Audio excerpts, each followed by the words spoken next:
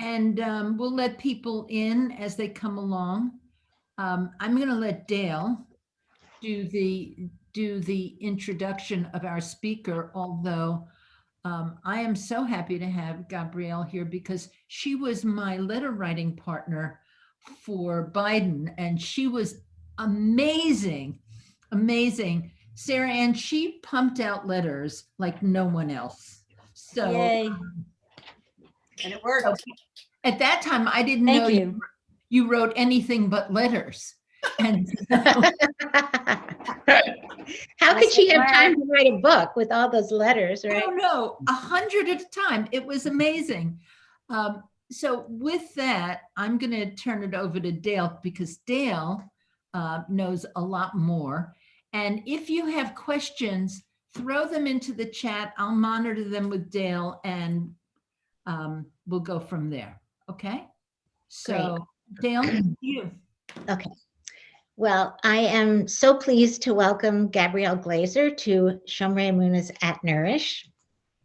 Gabrielle is the author of, well, first of all, she's a very respected and well-established journalist, but she is, for our purposes tonight, she's the author of the recently published American Baby, A Mother, a Child, and the Shadow History of Adoption. This is an absolutely remarkable book. It reads like a novel. It is full of incredible social history about the status of women and how the way it used to be and the way it has changed, fueled this huge industry that she calls the adoption industrial complex in the immediate post-war period in America.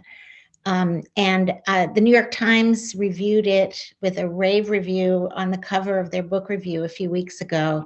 And they said that this period, which was known as the baby scoop, there's the cover of the book review that Shirley's holding up.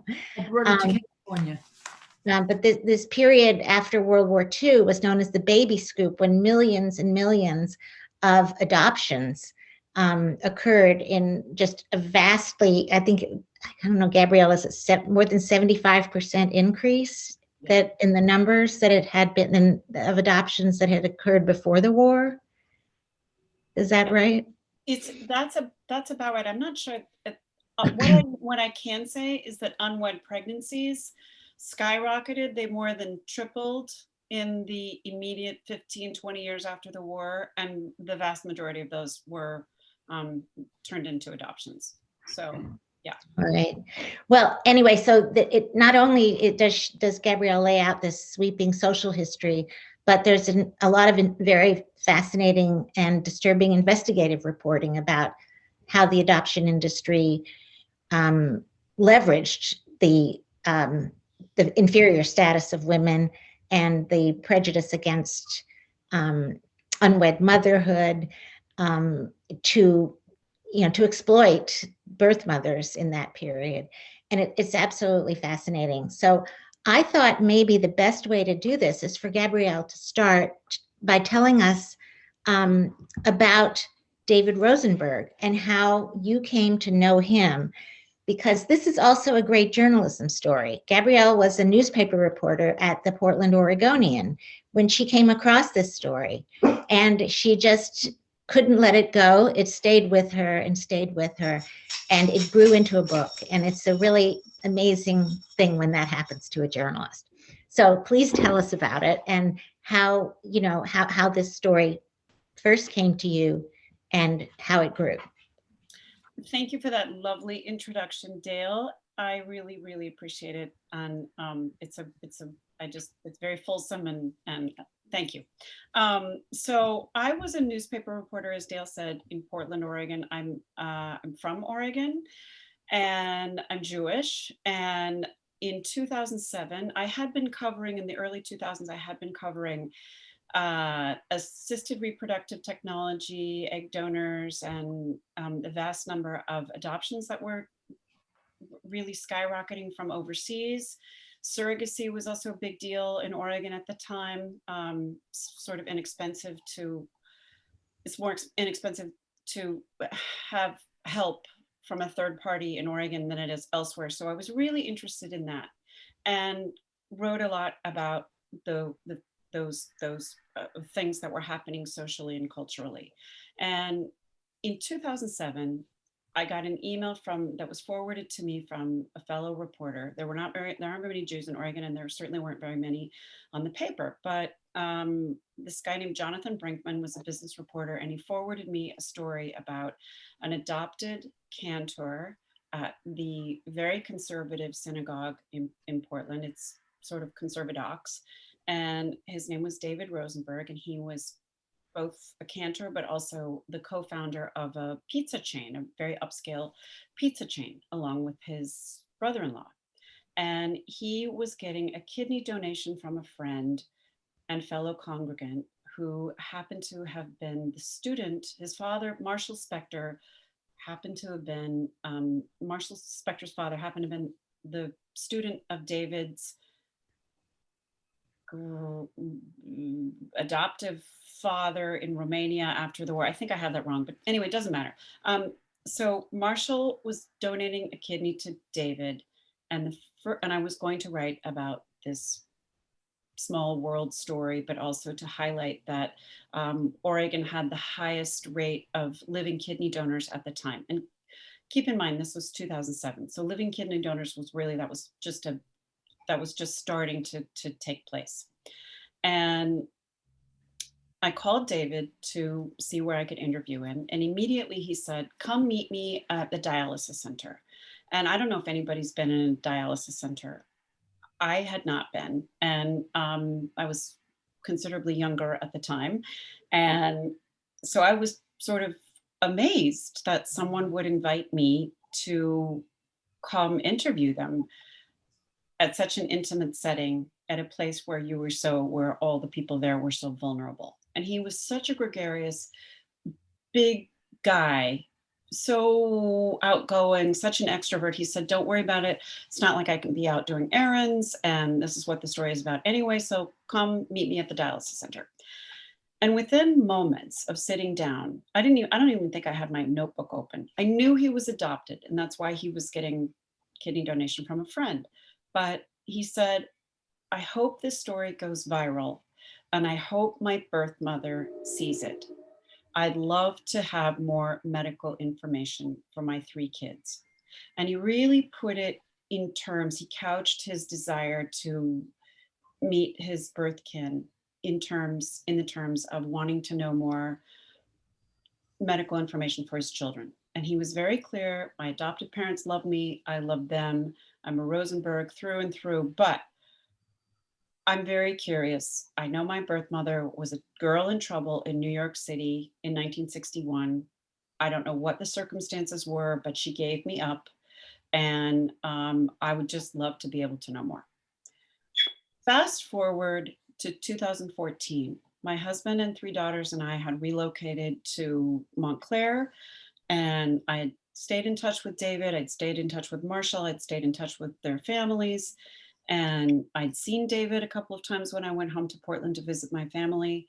And he mentioned the time that I did see him. He said, I really hope I can find my birth family, but I don't know how.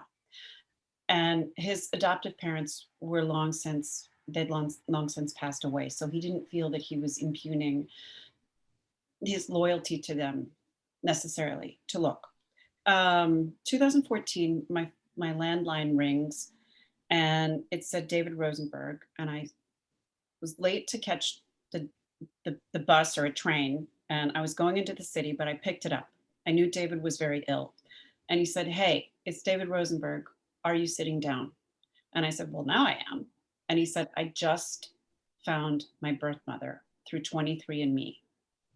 She lives 45 minutes from you, and you got to meet her. And I said, wow, okay, that's amazing. The thing that caught me about that exchange, about that conversation that we had, was that David said, her name is Margaret Earl Katz. I'm a Kohen. My birth parents married. They had 3 more children. They did everything they could to keep me. They eloped. They tried to fight City Hall. They didn't want to give me up.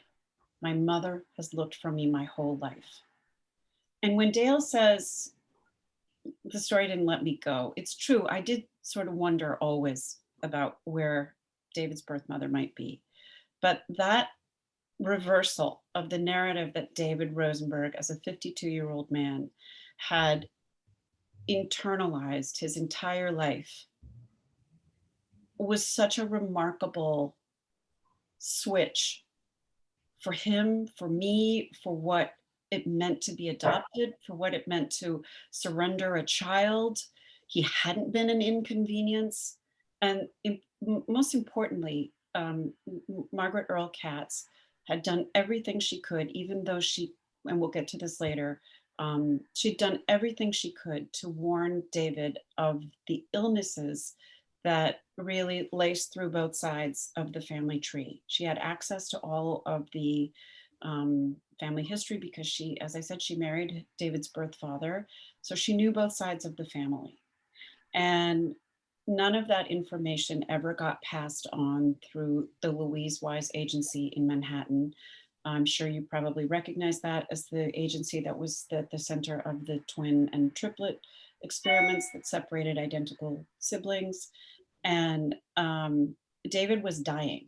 He had been afflicted with all of the same, almost all of the same illnesses that had befallen his father, George Katz, who had died waiting for a kidney at the age of 56, and David had was dying of a rare form of thyroid cancer. So Margaret and her youngest daughter, Sherry, went to meet David, and they had a very bittersweet, tender reunion, complicated, but tender reunion 3 months before he died of the very illnesses about which she had spent her life trying to warn him. So that was kind of a big story. So Gabrielle, tell us, I mean, why she wasn't able to warn him, why she wasn't able to reach him and he wasn't able to reach her. And in the process, tell us what it was about adoption, attitudes towards women, attitudes towards sex, the whole mid-century culture that we grew up in, that made that the case. So in the years after the war, the sexual revolution was simmering, but there was no sex education, there was no birth control, even for married couples until Griswold versus Connecticut in 1965, or some married couples, I should say. And as everyone knows, abortion was illegal until 1973. But at the same time, young people had the space, and most importantly, they had the space to explore their sexuality not in Margaret's case because she was in Upper Manhattan at the time, but across the nation, young people had suburban bedrooms, they had suburban rec rooms, and the rolling bedroom of the family Buick, the backseat of the family Buick. So there was this huge rise, skyrocketing numbers of young women who were getting pregnant before they were married. And Margaret was one of them. She got pregnant at 16. She was the daughter of two German refugees. George Katz was 17. He was the son of two Holocaust survivors from Vienna. The parents hated each other. Margaret came from, her father was a baker. George's father was a lawyer, and this was not a shidduch that either of the families approved of. So when Margaret was pregnant, both sides of the family were absolutely hysterical. George wanted very much to marry Margaret. They were in love, they were teenage sweethearts, but it was against the law at the time to marry as a minor in New York State. The legal age for women was 18, and the legal age for men was 21. So the parents put a stop to they would have needed their parents' permission to marry in New York State. Margaret got sent away to a maternity home that was much like the more than 200 that dotted the country from state to state. And they were homes where shamed pregnant girls spent the duration of their pregnancies. They then gave birth in secret, and they were no match for a predatory, coercive lucrative adoption industry that was providing babies for families who, in the midst of the baby boom, were unable to conceive. There was no reproductive technology at that time. So it seemed like a really great, I'll just say it for what it was, transaction. A girl in trouble could get out of trouble and run away from her shame, be hidden from her shame by surrendering a child to this system. And then it would, the place, by placing a baby with an infertile couple, that family could then join the baby boom. At that moment, there was a fetishization of children and family life. And if a woman couldn't have a child, she was really a pariah. So there were two shameful sides of the coin: not being able to have a child and having a child out of wedlock. Prior to the war, if a young woman got pregnant, there was a shotgun wedding. And wink, wink, oh, what do you know? Miracle baby born at 7 pounds, 4 ounces, even though he's 3 months premature. So in the years after the war, there was a middle class to aspire to. Young men, especially, were going to college. Young women were also. The GI Bill set that up for mostly white men. There were federal housing loans to join the big move to the suburb. So this all set the stage for this placement of a child who was quote unquote illegitimate and then could be raised by what was seen as better parents. And by that, it meant, in this case, people who had signed a ketubah. So I think I answered your question. Did I answer your question? Yes, you did. But tell me this, if, there's this whole culture of secrecy. I mean, I think it was even written into law, right? That the name of a birth mother couldn't be disclosed. And so that and it wasn't just that David couldn't find Margaret couldn't find David. And I found it so interesting because there have been so many other worlds in which secrecy is seen as, protecting the vulnerable. But in fact, it kind of protects the people running the system from scrutiny. And so I just wanted you to talk about this whole culture of secrecy around adoption at the time, and how it operated to, keep children from knowing, in David's case, vital information his mother was trying to pass on to him about his medical history.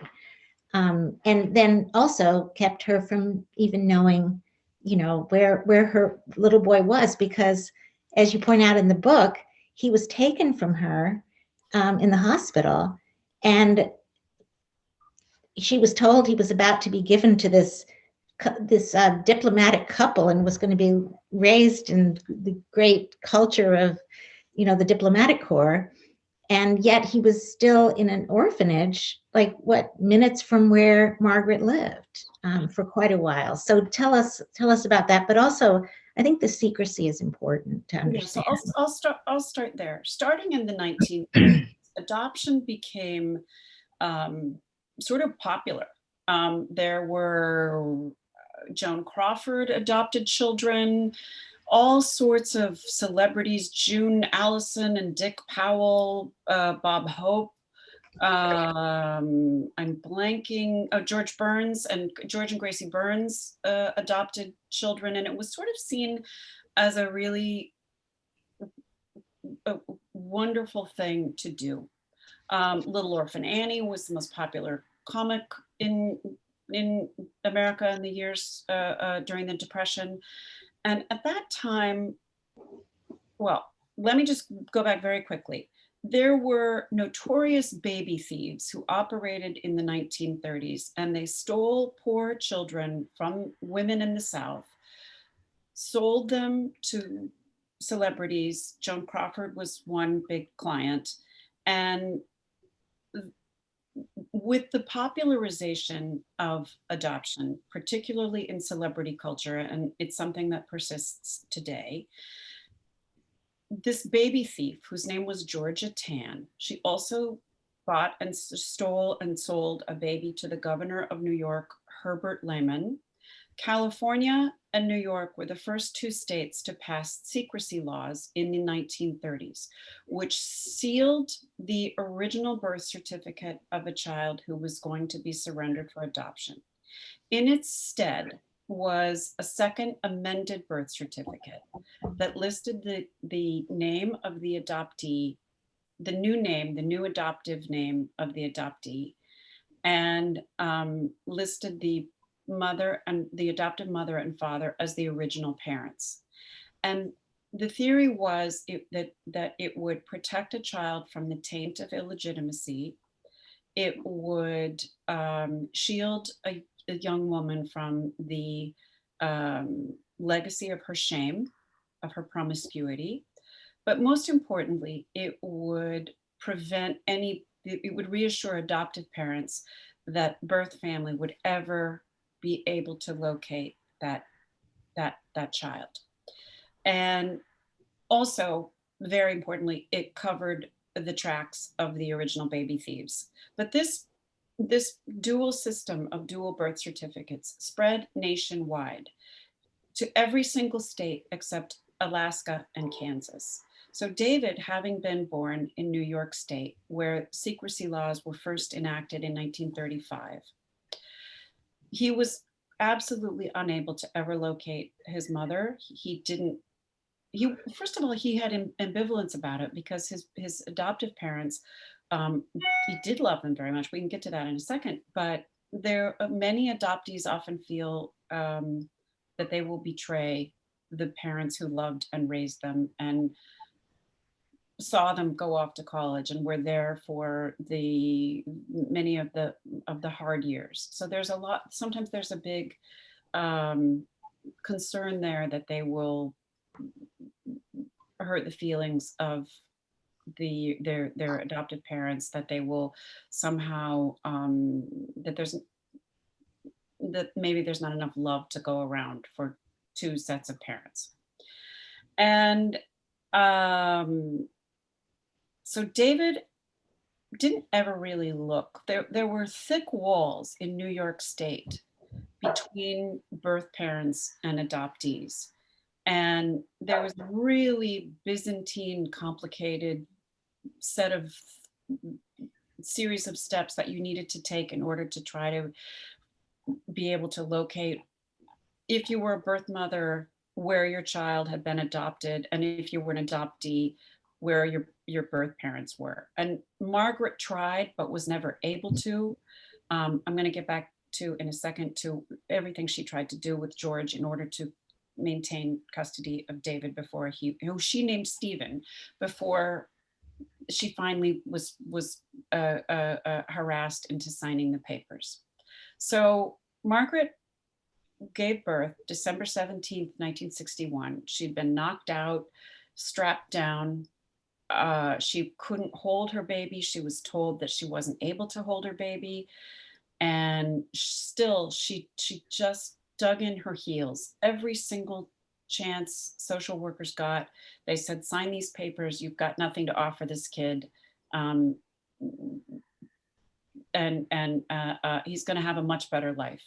And still she resisted. She and George eloped. They went to South Carolina, where they were both of age at the time. They came back. They did everything they could to try to show their fitness to social workers in New York City, that they were, even though they were teenagers, they would be able to take care of this child. But 1 month before Margaret's 18th birthday, she and George were they'd gone to see David for a brief visitation. He was 5.5 months old. They went to a city bureau downtown, and Margaret was whisked into a room away from George, and the social worker shoved the papers across the desk for her and said, a diplomat is going to adopt your son this week. You're teenagers. you're no good nicks, and you can't, you have no right to raise this child. And she continued to fight and say, but we're married, we want to keep him, we're going to get married. They weren't married at this point, they were getting married a couple weeks later. And they said, if you don't sign this paper, if you don't sign these papers, first of all, a diplomat wants to adopt this child this week. And if you don't sign these papers, we're going to throw you in juvie. And that was not an idle threat, because believe it or not, in New York State until 1971, it was actually illegal to have premarital sex. And that I did speak to, and I do know of many women who were sent to reformatory school if they didn't sign, for not signing papers. So she was terrified of that. And that was the last straw. She didn't have a lawyer present. She'd never been explained the finality of adoption. She sort of had really had her head down and just focused on trying to keep that baby. And that was the last straw. Finally, she signed the papers and he disappeared into the hold of the Louise Wise Agency and the city bureaucracy as if he was in witness protection. And she had this fantasy that maybe it was some sort of a temporary arrangement. And once she and George were married, and they'd been married by the rabbi in their synagogue, they'd be able to reclaim him. But of course, that wasn't true. And so she, meanwhile, David was in foster care. He was not adopted by a diplomat. He was in foster care for 11 months. At one point, he was briefly tried out at some home somewhere in the 5 boroughs. He was rejected after, I think, 11 days, sent back to foster care, and ultimately adopted by Romanian Holocaust survivors. I think they got custody of him when he was about a year old, 11 and a half months old. And meanwhile, Margaret and George did get married. They eloped in South Carolina. They did get married by their rabbi. They moved into a little apartment in the Bronx. All the while, Margaret was thinking, oh, my son is being raised in the diplomatic corps, as Dale had said. She tried to envision him in Spain or Italy. Maybe he was in Israel. And in fact, the Rosenbergs lived 10 blocks from George and Margaret in the Bronx for the first 6 years of David's life. And Margaret never gave up hope. She and George had 3 more children, and every once in a while she would duck into a phone booth. She was so worried that George would think she was somehow pathologically connected to this lost child of theirs, that she didn't even want the number of Louise Wise to be printed on. Remember how phone bills would, every single phone call would come out in those sheets? She didn't want George to look over the phone bills and see that she called this Manhattan number. So she would duck into payphones and call Louise Wise and say, I'd like to leave contact information. I don't want to interfere, but there's, she didn't leave contact information initially, but I just want to let my son's family know that there's such and such a cancer, there's such and such a this, there's diabetes, there's gout. She called relentlessly, indefatigably for years, for decades. And tell what happened when she actually went to the agency to try to see someone. So Margaret got a little politicized through the adoptee rights community that was really beginning to sprout up in the late 1970s. People who had been products of this system, or who had been birth mothers who had had their children snatched from them, were getting angry. And it was sort of integrated into the feminist movement and into other social justice movements at that time. And Margaret began attending meetings in New York City with a group called ALMA. It was an early adoptee rights movement. And she decided that she was, it's sort of complicated, but when David was turned 20, when the son she'd named Stephen turned 20, she thought, you know what? he has the right to know where he comes from. Maybe he's thinking about us. She had spent 2 decades having nightmares about her son needing her, wanting to be in reaching for her from a dark, scary stairwell. And she wanted to finally answer for herself. Is he all right? He is going to love his 3 siblings. His 3 siblings are going to love us. And and his 3 siblings are going to love him. And we're going to integrate him into our family, not interfere, but now he's an adult. So she went to Louise Wise. She called. They had a beautiful, elegant building in a brownstone on the Upper East Side. I think it was East 94th. And she dressed up and she put on her makeup. She curled her hair. She took a cab from the Port Authority to the agency. She rang the doorbell and said, "My name is Margaret Earl Katz, and I'd like to leave contact information for my son." It was 1 day past his 20th birthday. There was no answer. She rang the doorbell again. It was cold. Rang the doorbell again. "Hello, this is Margaret Earl Katz. I'd like to leave contact information for my son." "No, you can't come in. And if you don't leave, we're going to call the police. You're trespassing." This was a final, crumpling, humiliating moment of shame. And she was in the vestibule of this gigantic building that she'd never been, when she'd gone there to get entered into the system as a pregnant teenager, she had been whisked through the back entrance, which was known as the discreet family entrance for pregnant girls. And clients, of course, came through the front door. So this for her, after 20 years of calling and leaving health information, after praying, every morning she got up and said the Shema, she said the Misha, she said everything for her son. And the only thing she had left to do after that was continue to pray for him. And they did not meet until 2014, when David took a DNA test that reunited him with a distant relative in Athens, Georgia, who wrote to him through 23andMe and said, "Hey, cuz," she's just wonderful. Dale, you would love her.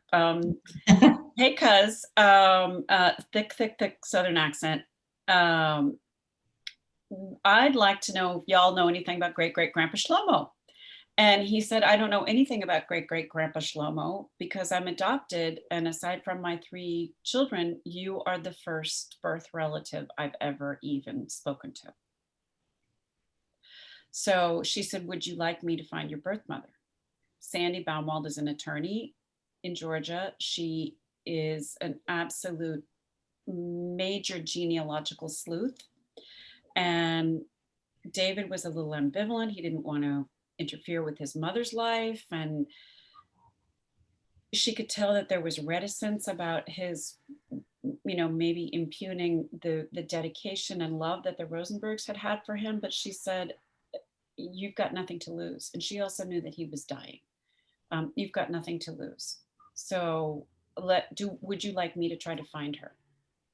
And she then was able, through David, to acquire what they call his non-identifying information, which was laced through with absolute falsehoods about Margaret and George. It made Margaret sound as if she was on her way to medical school. It made George sound like he was teed up to be a partner in a fictitious family business that they made up.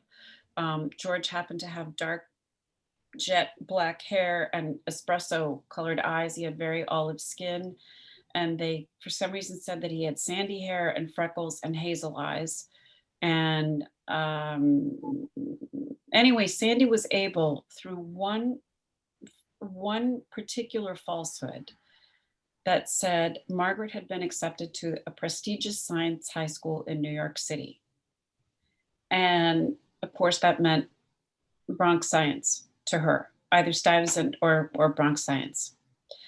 And somehow she combed through New York City birth indexes, and classmates.com of Bronx Science. And she was able to match up just miraculously David's birth index number, it's sort of complicated, but birth index number and the name, and which gave Margaret's maiden name, which was Earle, E-R-L-E. It was, her father shortened it when he was naturalized from Erlebacher. And she made a match with Margaret's brother, who had gone to Bronx Science, and was able to locate Margaret on Facebook. Margaret had left her maiden name on Facebook with the very distant, dim hope that maybe one day her son would be able to locate her through social media. Wow. And so was he the one who called her? Yes. Tell us about the conversation. So Margaret, on May 1st, 2014, it was the birthday of her late husband, and she heard the phone ring, but she didn't feel like picking it up because it was an Oregon number, and she thought it was a telemarketer, and she felt very sad about the loss of her husband and the loss of her son. And little did she know it was her birth son calling her to say, hey. And he said the same thing to Margaret that he said to me. Hi, my name is David Rosenberg. I hope you're sitting down. I think you are my birth mother. So the next day, she let that phone call go to voicemail. She picked it up the next day. And she didn't stop crying for about 24 hours. She waited, I think, another day and called him at the same time that he had called her, thinking, well, this must be a convenient hour. And they spoke on the phone for something like 6 hours. And as I said, David was dying. He had a very rare form of thyroid cancer, and it was very difficult for him to speak, but they just continued to speak and talk.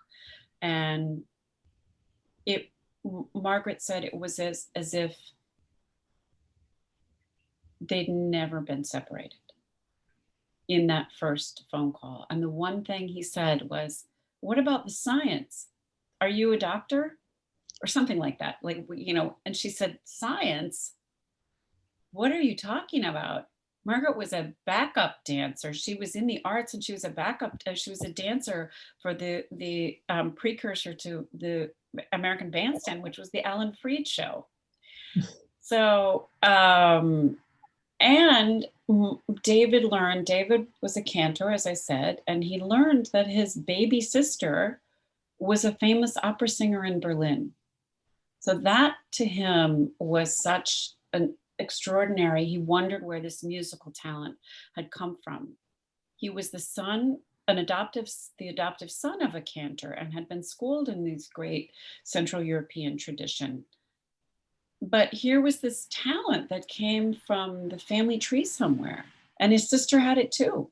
It's not like two people who just, two siblings who had never met each other had both happened to work at a bank. Nothing against banking, but it's a rarefied thing to have two people in the same family who have a career who have professional vocal careers. So that was that first phone call. I want to open this to questions because I know people must have a million of them, but I wanted to ask you, these are all Jews. I mean, the Louise Wise Agency, everybody on all sides here is Jewish. And, this agency is engaging in deception on both sides. They're lying to the birth mothers. They're lying to the adoptive families about who's who. And they're the very idea that somebody wants to give a child medical information and they won't pass it on. And it actually, who knows if he had gotten treatment earlier, what his life, how many years he might have saved in his life. How did they, or did they ever come clean about the mistakes they made and the wrongs they did? They didn't, because they ultimately went bankrupt. They were sued as a result of these deceptions, and the deceptions were they didn't end with just saying that Margaret was on her way to a science career. They fabricated the origins of many, many parents, including young women who were psychiatric patients, who in one case, one very infamous case, a woman who had been lobotomized and diagnosed with schizophrenia, and was impregnated by a fellow psychiatric patient. The Louise Wise Agency placed the son of that woman with a family on Long Island and claimed that the birth mother was a concert pianist who had had a music scholarship and was in her spare time supporting her widowed mother. I mean, it was just Total fabrication. Total fabrication, spun out of thin air. And ultimately, those deceptions caught up with them. In addition, there was of course, the infamous separated twin and triplet study.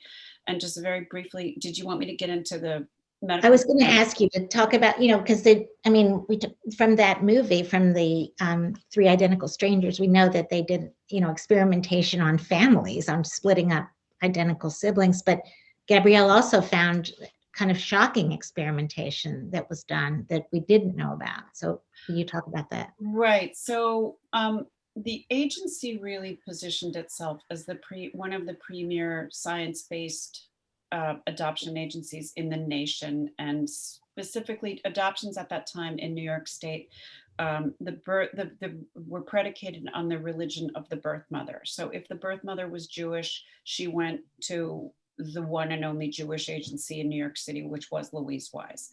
If she was Catholic, most likely she went to Catholic Charities, and so on. And Louise Wise got its funding from, on a sliding scale, through the donations, which were significant, from adoptive parents or prospective adoptive parents who were on the wait list for a child. And wow. It should be noted that at that time, in those immediate post-war years, the demand, there were 10 waiting prospective couples for each baby at Louise Wise. So the demand was great. And it's sort of hard to even talk about that because we're talking about babies, so demand for and they were products in this system. Birth mothers were the means of production, and the adoptive parents were the clients, were the customers. And the agency wanted to convey to the totally unsuspecting adoptive parents that they were getting premium babies. And it hurts to say that, but that was what was in the minutes of the Louise Wise board meetings. They also used phrases like blue ribbon babies. And how did they assure that? Well, there was a pediatrician on board who was convinced that the most intelligent babies were the ones who cried the most. And how do you measure that? He came up with this absolutely barbaric, sinister, cockamamie idea that if you took a rubber band gun, one of those thick rubber bands like you get around a pile of mail, if you took a rubber band, stretched it to 3 times its normal size, and shot it at the tender foot of a 10-minute-old newborn and measured the baby's cry, you could identify who was going to be eventually the smartest and who was going to perform best on rudimentary IQ tests. These studies were called induced crying studies. There was no hiding what they were. They were funded by the United States government for between 1957 and 1972. They were conducted on thousands of infants in the New York area, and they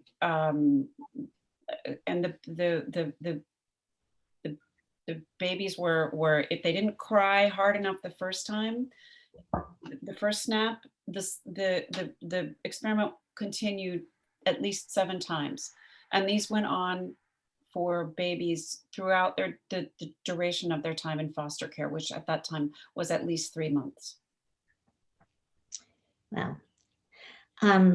And there was something else that you had in the book that I wanted to ask you about. Oh yeah, that there was also some kind of a scientist on staff who assessed by the skin color, to make sure that the kids were white. Is that right? That's correct. So because there was because of this whole secrecy, this culture of secrecy and wanting, sometimes women acted like they were pregnant. Adoptive mothers even wore fake bellies, and they tried to pass off these infants as their own. That's how deeply the culture of secrecy was in our culture at the time. Sorry to say culture twice in the same sentence. The emphasis was on making sure that the baby would look like the adoptive parents. So there was a forensic anthropologist named Harry Shapiro who worked at the American Museum of Natural History. And his claim to fame was that during World War II, he would identify the skulls of dead soldiers who didn't have identification. He didn't identify them personally, but he identified them by race.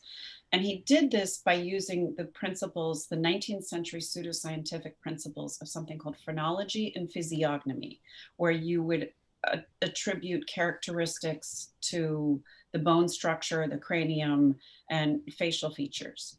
And so social workers from throughout the New York area would come with their tiny charges to the 5th floor office of Harry Shapiro, just 2 floors up from the hulking dinosaurs.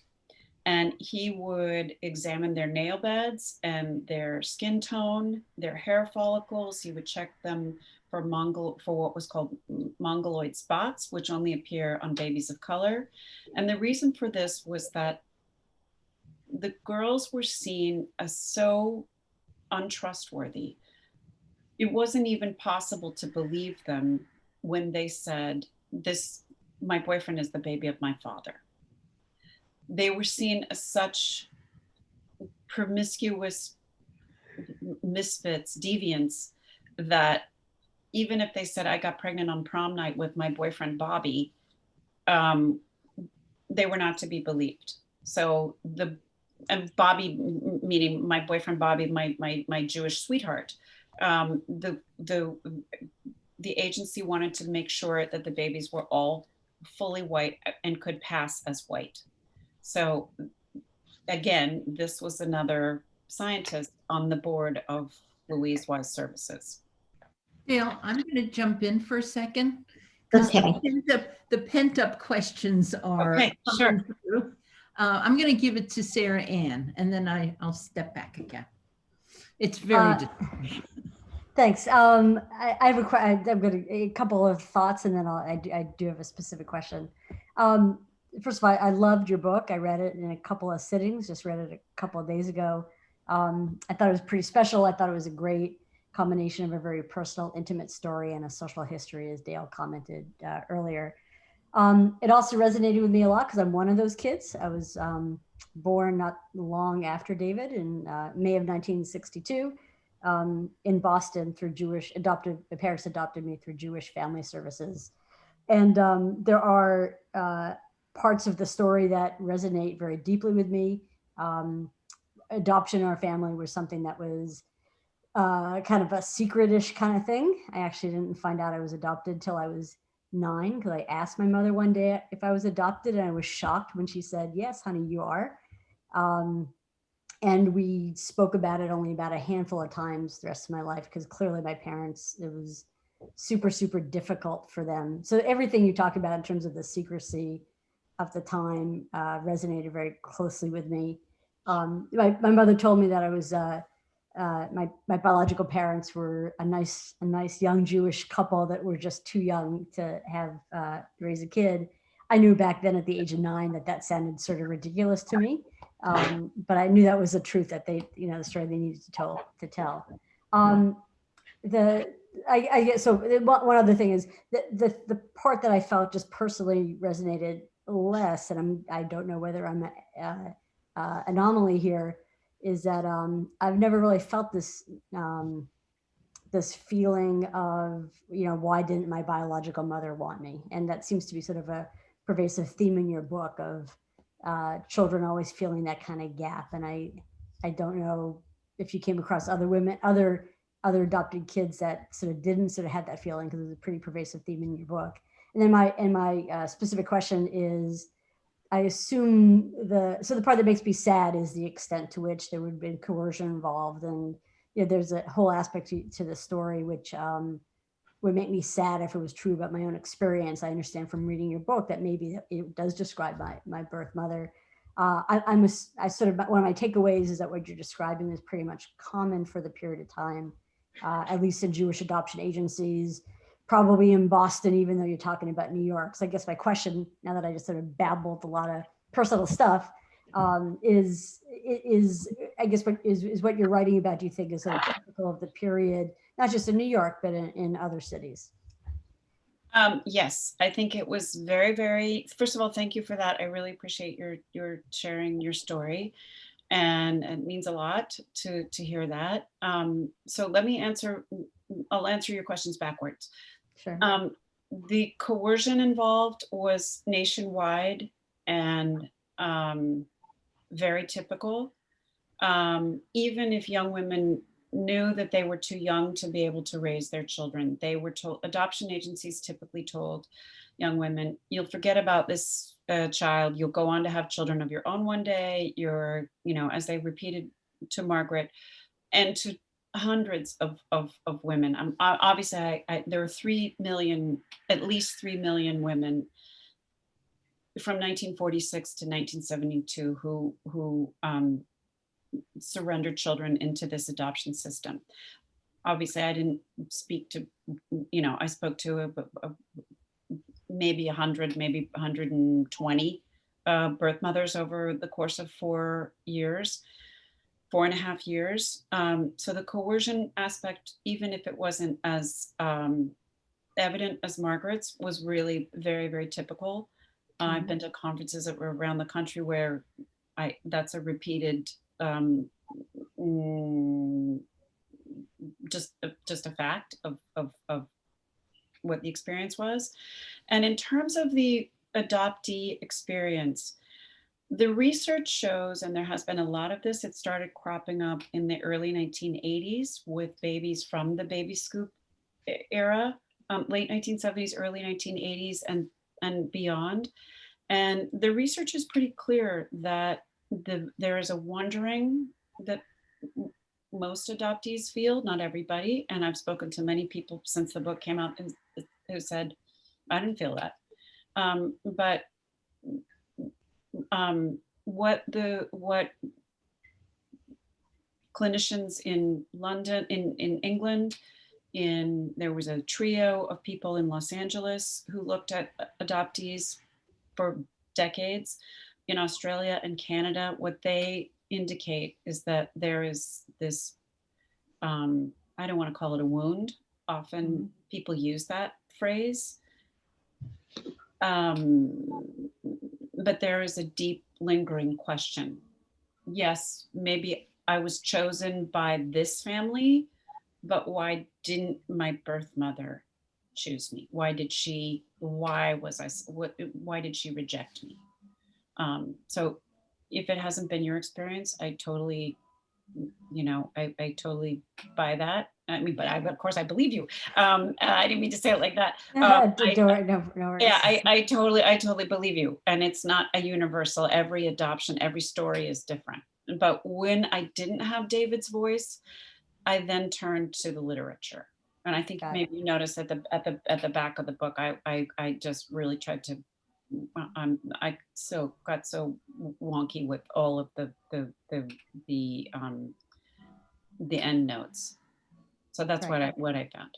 And if you're curious, I know there was a Greek British man who's Trisoliadis, I think his name was, whose work I relied upon a lot. And if you're curious, I'm just feel free to. Got it. finish Thank up. you. No, I appreciate your perspective. And the last thing I'll say, and I'll turn it back. I first read about your book, I think 2 months ago. I think there was something in the Times about it.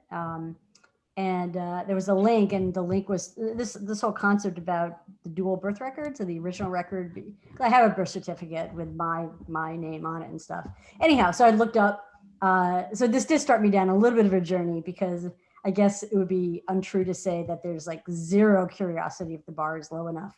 But I was able to look up, and Massachusetts is one of the states where you can actually apply for your original birth certificate, which I actually do attend to do. So actually reading your book and reading an article about your book has put me on a path to do just a little bit of exploration, because that actually sounds like it's a fairly easy thing to do. And anyhow, so I might have a very different story to tell in 6 months, but anyhow, thank you again very much. Well, good. I wish you luck with that. And I'm very, very glad that Massachusetts is one of the states that allows that. It doesn't allow it for everybody, by the way. If you were Correct, I born saw after that. 1974, you're unable to access that. New York is one of the few states where there are absolutely no restrictions. The law passed just last year.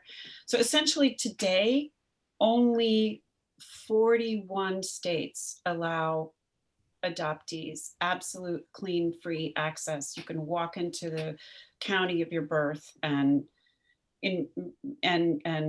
or right away to the Department of Vital Statistics and access the documents that tell you your original identity. And to me, that is a ludicrous anachronism that Texas, Florida, California, Minnesota, Maryland, Connecticut, you sleep off limits. No, not for you, Right. pal. You can't have this. Right, that's crazy. And the concept of knowing that origin as being a right, I thought was actually a valuable concept to put forth. Oh, thank you. I absolutely see it as a human and civil right to be able to know your origin story. Mm-hmm. Especially as Jews. What do we care? We care a lot about documentation. We care a lot about our origins. So, and for David, I do think it helped, as I said, reverse that narrative that he had been an inconvenience. Yep. All right, thank you very much. Sure. Nice to meet you. Wow, I can't believe. Shirley, it's Rita. Yes, Rita. I'm trying to send my message and I'm technologically. Well, just tell us, because Okay. you'll be our last speaker, Rita. Okay. My niece, who is adopted, never inquired about her birth parents until she herself gave birth. And then she was very curious about why her parents decided to give her up. But she also, she comes from Connecticut, and the birth records were closed, and she really struggled. And she finally did get through to her birth parents. But, she told my sister, it has nothing to do with you. You did a wonderful job. I love you. I'm just curious. So just an aside. Yeah. So, Dale, Gabrielle, I want to say thank you. We are out of time. Dale, do you have a closing remark? And then we'll let Gabrielle do a closing remark. I would just turn it over to her. This was an amazing conversation. I'm so fascinated, Sarah Ann, by your story, and I'm eager to hear what you find. Maybe Gabrielle will write her next book on you. Or you'll write your own, maybe. Yeah. Sarah Ann, you'll do the next Act Nourish. We don't Yes, have one. Yeah, I'm thinking no, but yeah, that's. You've got other things to do. Anyway, I would love to turn it over to Gabrielle to finish up.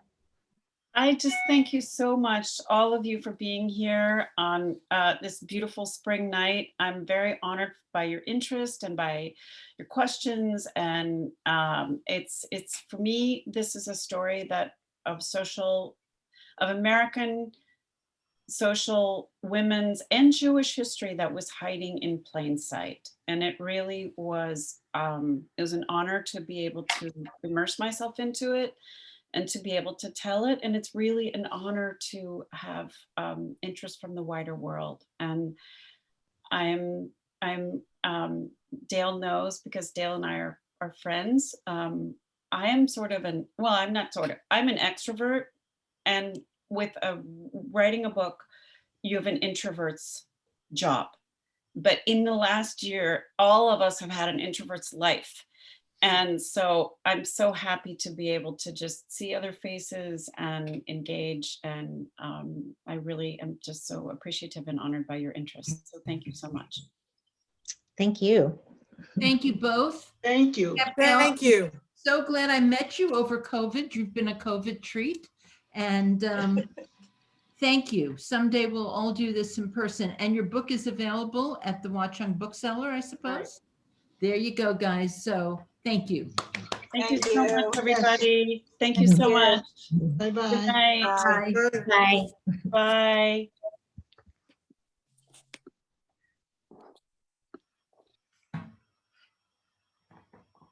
Jennifer, Adrian, before you shut off, I'll write